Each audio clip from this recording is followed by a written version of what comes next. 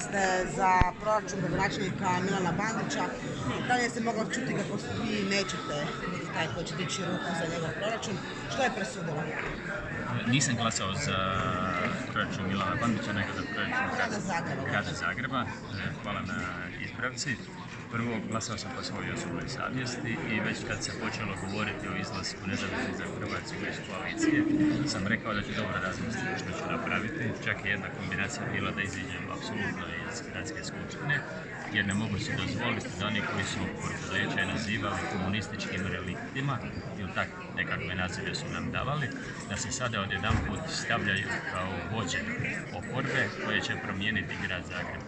Osim toga morate znati da su pripadnici te stranke, isključiv njihov program je bio zasnovan na nekakvim ideološkim platformama, da oni nisu dali niti jedan amandman, niti jedan prijedlog za izmjenu proračuna, nego su rekli da će izići iz koalicije samo zbog toga što se gospodin Bandić nije dovoljno ispričao. Znate, ako se čovjek ispriča, a sad neko kaže da li je dovoljno ili nije, to je za mene...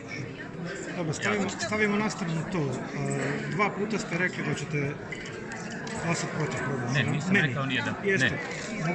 Mogu vam pokazati SMS poruke koje smo razmijenili. Zvali ste me kad sam u Toplicama bio i ovo sam vam isto rekao, da je naš stav da ne možemo dozvoliti da Nezavisni za Hrvatsku budu vođe oporbe i da ćemo dobro razmisliti.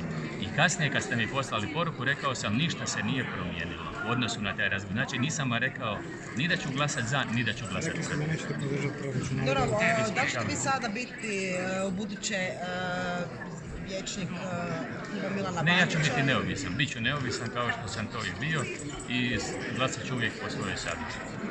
Ali ako sam ja dobro shvatio, vi ste sad proračun podržali samo u inat Zlatko Hasanbegović? Ne u inat, nego držim da ova trakavica koja bi se sada pokrenula vezano na pokretanje izbora, najprije za saziv sljedeće skupštine koja, ne znamo kakav bi bio sastav, da li bi izglasala proračun, znači da bi pola godine svi projekti stajali, bili bi blokirani, ne bi se ništa događalo u gradu Zagrebu.